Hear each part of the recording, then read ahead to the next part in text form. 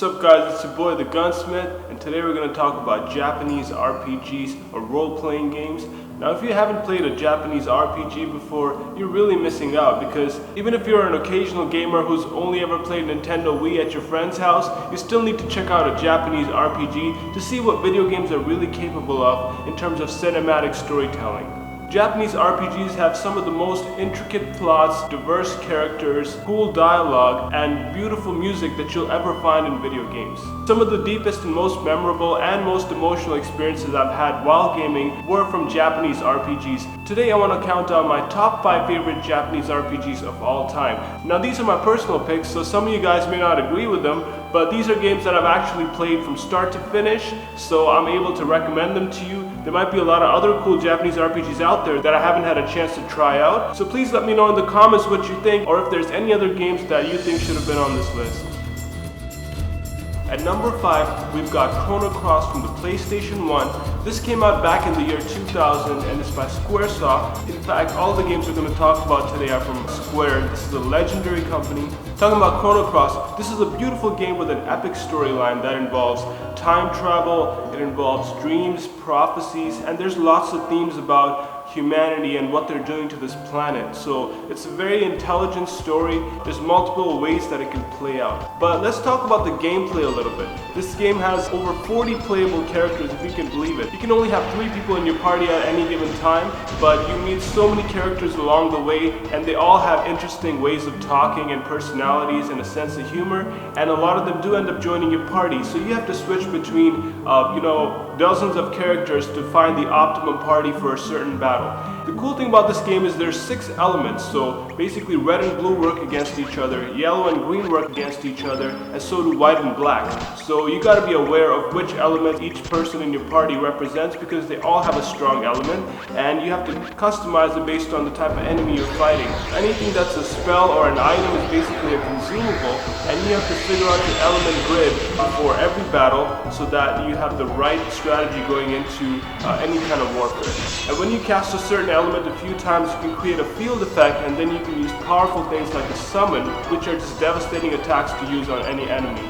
The music in this game is absolutely beautiful. It's by a composer known as Yasunori Mitsuda, and he's composed a memorable soundtrack here. Some of my favorite music in the world is from this game. The graphics are incredible too for its time. Considering this came out 16 years ago, the graphics actually hold up pretty well, and everything is beautifully detailed. Every character stands out, and the environments are lush and vibrant.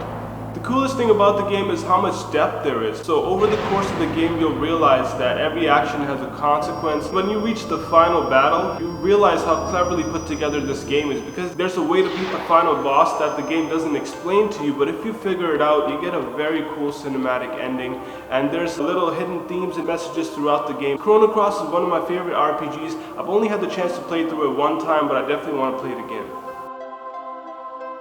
At number 4, we have Super Mario RPG for the Super Nintendo. This came out in the year 1996 and is also by Square. This is a very fun and charming game with a great sense of humor and some colorful characters. The gameplay involves, of course, Mario rescuing the princess, but they've added a lot to it. There's a gang called the Smithy Gang, which is just a bunch of swords and other metal weapons, and these guys want to take over the world, and they've destroyed something called the Star Road, which is something that enables dreams to come true. So it's about finding all these star pieces and rebuilding the Star Road, and you meet some great characters along the way, Gino, Mallow, and there's also some surprises that I'm going to ruin, like Bowser actually joins your team, which is really wicked. I never thought that Bowser would be a good guy, but in this game you actually get to have Bowser on your party, which I loved, and he's got some really powerful and cool attacks. So let's talk about the gameplay. This is not a super deep RPG, but what's cool about it is that there's timed hits. With every character, the spells and attacks you use, you can magnify the damage if you press the A button at the right time.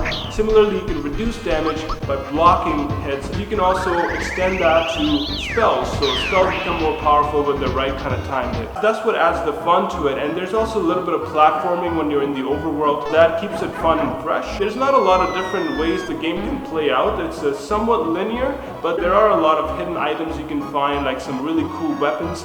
So the gameplay is pretty fun overall. You don't have to worry too much about elements and different status ailments. They do come into play, but everything is like a light version. If you're new to RPGs, this is the kind of game you want to start off with. The music is charming and beautiful and lively and bright throughout, so I really like the soundtrack of this game as well. Basically, it's never a dull moment playing this game because of the soundtrack. Graphics are beautiful. It uses an isometric view. It creates sort of a pseudo 3D effect, which was really cool to see on the Super Nintendo because, you know, most of the games on the Super Nintendo were pure two-dimensional. So this added a little bit of a third dimension to it, which I liked. Well, I think the worlds are really well drawn too. Every single place that you visit in this game has its own character. I think the art design is great. Overall, this is a game you can keep replaying just because of how light and fun it is. So I would definitely recommend Super Mario RPG. At number 3, we have a big one. Final Fantasy VII for the PlayStation 1. This came out in the year 1997 and it was a real game changer because it was the first fully realized 3D RPG. When I say 3D, I mean you can move in 3 dimensions, which was a pretty new thing. This game shattered all expectations of RPG fans and the gaming world because it was incredibly cinematic, emotional, sentimental. There was actually a major moment in this game where a main character dies and people had not seen anything like that, and it made a lot of people cry. I didn't cry, but I got pretty emotional. So this game really took some risks with its storytelling. The story is about a soldier named Cloud Strife, and he has some memory loss, and he's trying to remember some of the things that he's done in the past, and it's about this evil man named Sephiroth and how he wants to destroy the world. It's a complex story. It slowly unravels, and there's some really memorable characters you meet along the way, such as Aerith, there's Barrett, Tifa, Red 13. You know, a lot of cool characters, each with their own unique abilities. What I like about the gameplay is this thing called materia that you can equip on any character. So you get these things called ability points for every battle, which causes your materia to mature, and you learn new spells that way. Materia is a really cool thing, and when it matures, it actually multiplies and you get a second one of the same thing.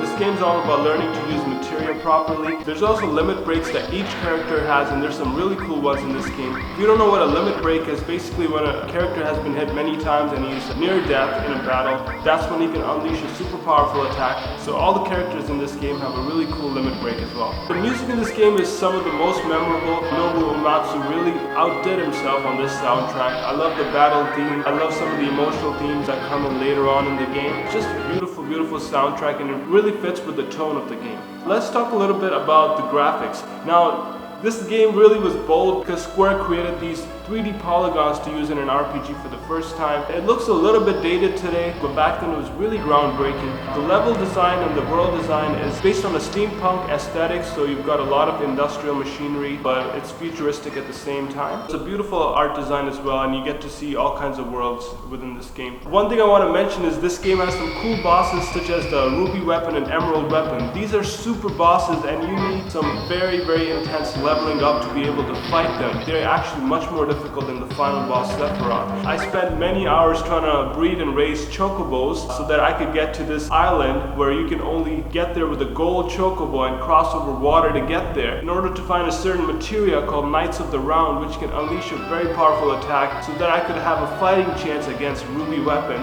But then I was still decimated by this guy because it's just ridiculously hard. So this game has some very cool hidden features as well. At number 2, we have a fantastic game known as Chrono Trigger. This came out back in the mid-90s as well, and it's also by Square. This game was created by a super team, which included some of the best RPG developers of the time, as well as designer Akira Toriyama, known for Dragon Ball Z. If you've ever watched Dragon Ball or Dragon Ball Z, you'll find the whole aesthetic in Chrono Trigger very familiar. You know, the way the character design is, the way their hair looks, their facial expressions, all these mannerisms seem borrowed from Dragon Ball Z, as well as the enemy design. You know, some of the enemies actually look like villains such as Cell and Frieza. But let's talk about the game itself. This is a very innovative game involving the concept of time travel. You actually get to travel to time periods from 65 million years ago, supposedly when dinosaurs went extinct, all the way into the future to the end of time. So you've got all these different time periods, and you get to hop back and forth across them, and your actions have consequences that affect other time periods. So it's such a wonderful concept, and they executed it really well. Whatever choices you make with your characters actually affect the type of ending you get. And I heard there's actually 14 different endings that you can get in this game, which is just crazy. The gameplay is pretty interesting. What happens in this game that's a little bit different from other RPGs is instead of random battles, you get to see all your enemies on the map. And when you run into them, it's a seamless transition from the overworld view to the battle view. So you just step right into battle, and there's some cool things that you can do here, such as text. So if you have two characters characters, they can often do a spell together. It's called a dual tech. And sometimes 3 characters can do a triple tech together, which is very interesting and it actually makes sense. For example, Isla is this prehistoric beast and she's got a lot of ferocious attacks, and Frog has some water-powered attacks, and Luca has some fire-powered attacks. So these spells actually combine with each other to form more powerful attacks that you can use against your enemies. This game has some of the most beautiful music I've ever heard, just like Chrono Cross. It's also by Yasunori Mitsuda, and he's done a wonderful, wicked job. I love almost every track on this album, and it really fits well with the feelings that the storyline evokes.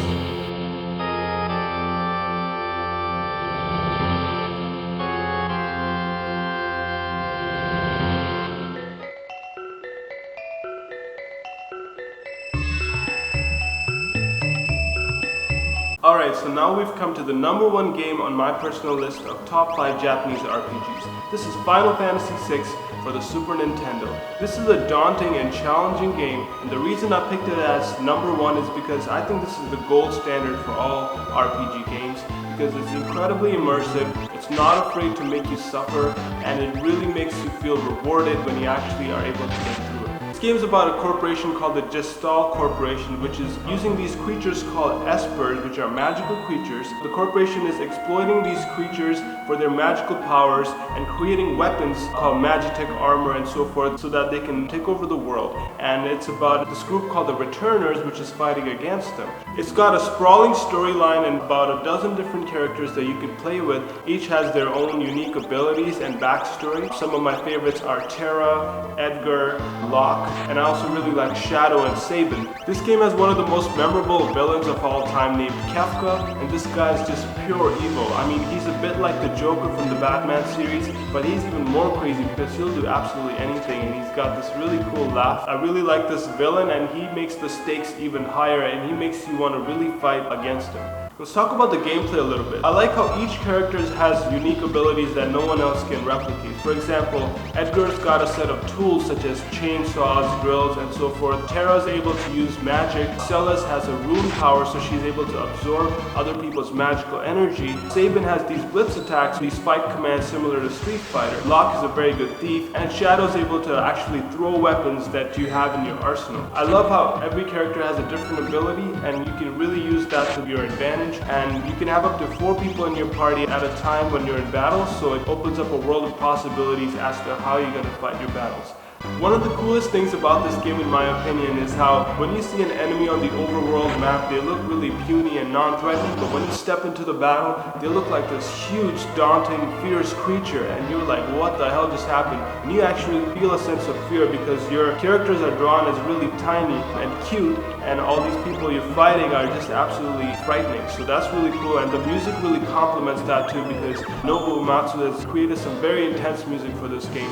There's lots and lots of battles to fight in this game. In fact, you can't even walk for like 10 seconds without going to a random battle. It does feel like a lot, but when you get through the game, you're gonna feel like it was really necessary to do the leveling up to actually be able to fight Kefka at the very end. One of my favorite parts of the game is when you get the airship and you're flying around. Sometimes you randomly run into an enemy called Doomgaze, and you don't know when he's gonna come in contact with you. But imagine you're just flying around and you get into this epic battle in the middle of the air, and this guy's very hard to defeat. So I like how they've hidden all these little features into the game. It's one of my favorite games of all time.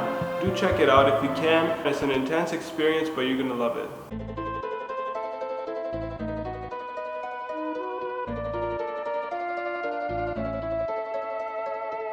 That was my top 5 Japanese RPGs of all time. Hope you guys agreed with the list. Let me know what you think. I also want to give an honorable mention to 2 games. First of all, it's Final Fantasy IV. This is one of the oldest Japanese RPGs. This game involves crystal, magic, summons, you know, all the ingredients of the Japanese RPG formula. But this game was innovative because it established those rules that would be followed later on by other games. And also you get to go to the moon in this game, which is always a cool experience. You know, I always enjoy going to the moon in a video game. Another game that I want to honorably mention is Paper Mario 2: The Thousand Year Door for the Nintendo GameCube. This is a cute and charming game game starring Mario. It's sort of a successor to Super Mario RPG for Super Nintendo, except this game is more about platforming. It's not as deep of an RPG. It's got more of the timed hits going on in the battles, and Mario, since he's made of paper, he can learn all these abilities that only paper can do. For example, he can turn into an airplane, he can turn sideways and go through cracks, sometimes he can roll up into a little bundle and go through narrow spaces, and he can also crumple up and then launch himself really high. Actually, it's over 40 hours long, so there's a lot of gameplay packed into this little game. Also a great sense of humor, and it's always fun to see Bowser getting his ass kicked. I just want to mention one time that video games are incredibly important to me and they're a big part of my life. For example, if I haven't played a game for a few days or a week at a time, I start feeling a little bit bored and depressed. I don't know if some of you out there share the same feeling. Make sure you guys subscribe. I hope you enjoyed the video. I want to keep doing lots more of these for you, and I want to develop a cool gaming section on my channel where any hardcore gamer or even a new gamer is able to find cool games to play, especially retro games, because I'm all about that. So hit that subscribe button, talk to me in the comments, let me know what you thought. And if you have any favorite games, I want to know about them, and maybe I'll check them out as well.